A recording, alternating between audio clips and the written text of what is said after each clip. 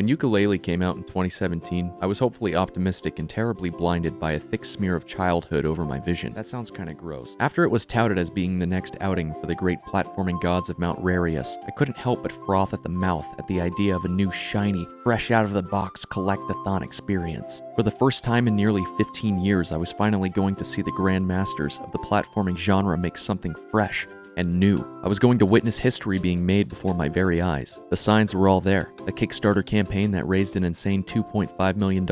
Check. Nostalgia-inducing score written by none other than Grant Kirkhope and David Wise? A freaking check. New characters in a world that just oozed that classic Rare aesthetic? Check, heckin' check. Unfortunately, the game pretty much fell flat on its face. It was like watching the start of a horse race where all the cool little ponies run away, terrified from a man recklessly firing a gun in the air, except at this race, all of the horses are blindfolded and wearing shoes with laces that haven't been tied. Like, all of the parts for a really fun time are there, yet somehow everything that could go wrong did. Now, objectively, the game wasn't a complete and total disaster. The music was definitely that classic Rare goodness, and the first level felt really fresh and new. But after that, the game kind of just lost its momentum. The game became more tedious than enjoyable. In the end, I felt pretty burnt by the game. Now, it's important to clarify that the team responsible for Yooka-Laylee was not Rare. It was instead developed by Playtonic, a relatively new company started back in 2014 by former members of Rare. Rare is still around, but they've since sailed away from the waters of platformers and have arrived in the bay of MMO, not MMO games, specifically Sea of Thieves, which is a good game in its own right, but a definite departure from the company's previous works. Now, with that being said, it was certainly foolish of me to become so hyped up for this game. Donkey Kong Country released nearly 25 years ago, and Banjo-Kazooie came out over 20 years ago. Times have changed. People's tastes in games have changed. People's attention spans have been completely slapped in the back of the head and have been forced to exist upside down now. It's silly for anyone to think then that what worked 20 years ago would work now, when obviously it doesn't. So then,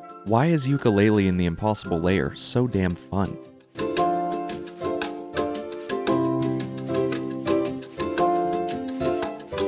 Honestly, this is one of the best platforming experiences I've had in a long while. I'd put this game up there with A Hat in Time as one of the best platformers of the past 5, maybe even 10 years. But right as you hop into the game, you're hit with the first of many catchy as bug net songs that may well end up tunneling their way deep into your brain space. And if that doesn't end up making a new home in your skull palace, one of the equally as catchy tracks later on in the adventure surely will. Maybe I'm a bit biased, seeing as Grant Kirkhope and David Wise are two of my favorite composers, but I've got to admit, even looking at these tracks objectively will end up dropping you to that same conclusion. These dudes have been writing music for so long, and they still manage to push out fantastic tracks like it's a walk in the Click-Clock Wood. Okay, maybe not that easily. Click-Clock Wood is kind of a challenge to navigate.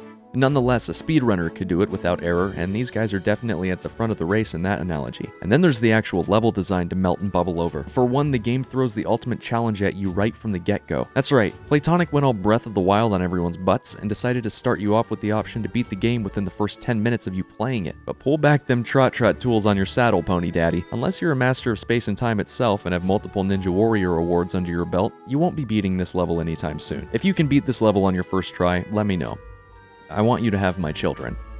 I'm trying to cultivate a tribe of superhumans. So after you're rightly spanked around in the antagonist's 50 Shades of dungeon fun palace, you're spat out in the game's overworld, where you can freely explore and experiment till your heart's content. And this overworld not only connects the game's initial 20 levels, but also teases you with a plethora of collectibles, NPCs to run errands for, and more. One of the coolest things about this overworld isn't any of the aforementioned details either. It's how you're able to essentially change the design of any of the game's explorable worlds, just by interacting with it with a specific item in the overworld. An example of this would be one of the first worlds you explore, where you're bouncing around on waterfalls and taking in the lovely summertime air. Step out of the world, however, and freeze the water the world's portal sits in via ice berry bombs, and now the place will take on an all-new look. Now these waterfalls you were bouncing on have frozen, and the summertime air has been evicted by its reluctant and depressed brother, wintertime chill. It's like this for all of the levels in the Impossible Lair, and figuring out how to change each level's composition is an immensely satisfying experience. It also essentially doubles the game's level count, bringing it from the initial 20 all the way up to an impressive 40, and they're all pretty well crafted too. While I'll certainly admit that they vary in difficulty, and holy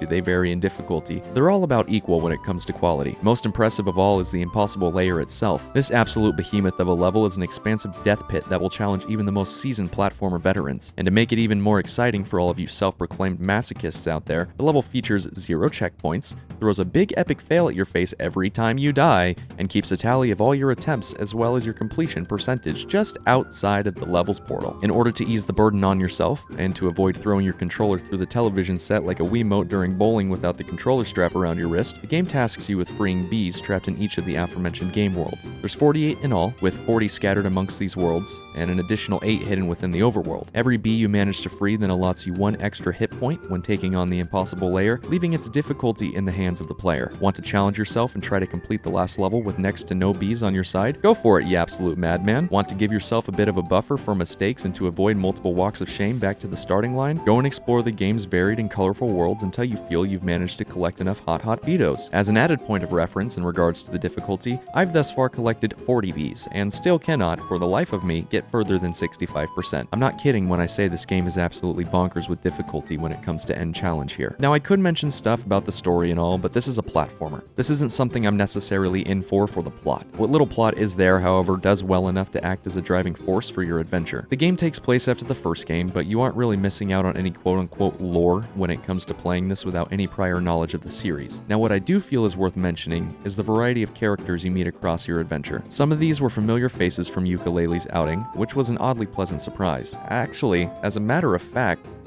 I think pretty much all the characters you meet are from the first game, and they all have differing personalities and at times genuinely interesting things to say. Interacting with them is paramount to progressing in the impossible layer, and I'm happy to admit that I enjoyed my time with the game's eclectic cast. As a complete package, I think Yooka-Laylee in the impossible layer is a definite improvement over the duo's first outing. I'm honestly really impressed with Playtonic, and how they stuck with these characters even after the previous release received a lukewarm reception. I think that by moving their focus from a formula like Banjo-Kazooie's, and instead revisiting the all but lost lands of 2.5D platforming games, a la Donkey Kong Country, the developers of the impossible layer have managed to make a fantastic platformer. With copious amounts of character bursting out of every pixel in this game, a spank-bankin' soundtrack that I'll certainly revisit again and again, and major improvements to nearly every department their first game fell short in, Playtonic has come up with something that can stand on its own when compared to other great modern platformers. If this game is any indication of the potential this new team is capable of, I fear I may once again fall into nostalgia hype, as anything to come after this may well be nothing short